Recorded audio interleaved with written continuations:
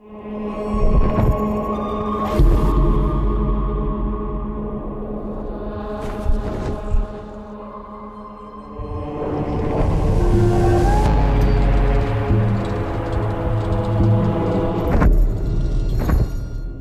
Inferno, there's just nowhere to just hang out. You know, I'm just going to go to the jacuzzi area. Anger is all about just intense violence and rage. Everything in the world is against you. Cutting limbs off, heads are coming off. Boom, boom, boom. Anger is definitely a level that Dante can sort of unleash his fury in.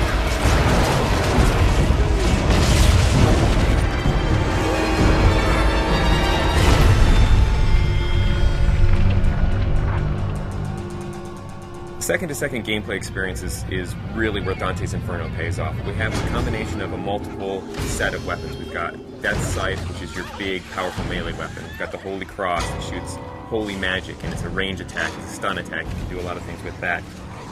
In addition to that, we have magic. You'll have magic powers that are on the righteous side and the unholy side. If you're in trouble and you want to like get out of the way or jump in the air or roll over there, whip out the sides, blast with the cross, all those things just kind of lead into each other. You don't kind of have to start up something else. The main thing is you have a big ass scythe in your hand. We had like a sword at first. It just wasn't feeling right. It just felt small and puny. The scythe's the thing here. That's almost the other character in there. The scythe that Dante uses is actually Death's Sight. It's dark, it's evil, it's punishing, it's sharp.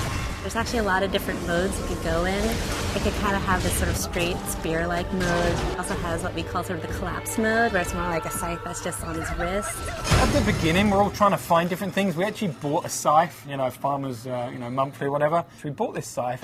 As soon as we got the scythe, it's got the little handles like, no, this ain't gonna work. Sometimes you'll come into work and like you'll go to the kitchen to get coffee and there's just like some guy over there like with a broomstick and looking at himself in the mirror like doing this or going. So not only punishing everyone with that scythe, the other part of combat is you've got a cross as well. The cross primarily is about stunning, pushing back, holding off enemies to buy yourself time. You know, it never really touches anyone physically. It's more about the power that they get from it. It's a little bit more about crowd control. I kind of liken it to sort of like the Force in Star Wars. It's really used as a great way to either set up a combo or a way to hold them in place while you then beat the shit out of them with the scythe. We really leave it open to the player whether they want to go sort of all in on the holy powers, whether they want to go all in on the scythe powers, or do a mix of both. There's kind of a reason that Dante's got these two weapons, kind of yin and yang, and they're dualistic. And that plays out, not just the combat, but in the story as well. That's the whole personality of Dante's Inferno. The most important thing to us was making sure that the combat felt awesome. One of the big things that we wanted to do in Dante's Inferno was really have the game run at 60 frames per second. 60 feels free, it feels fluid. 30 feels like you're drunk. I mean, we did some tests, you know, where we took 30 and we took 60. You can totally find it different. As soon as you go to 60, you just see the flow, you see the trails, the scythes leaving behind, and just the smoothness of it. It's a visual and a tactile thing. It's how it feels, but 60 frames per second is pretty good. Especially with all the great effects we got going on in the game now. Sassy. By the time you get to anger, you're kicking some ass, but don't get too comfortable, because pretty soon the shit's really going to go down. Going to anger, which is really combat focused, and you're really going to test your skills in that arena.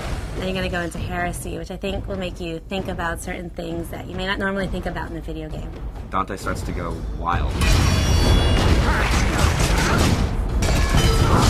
madness.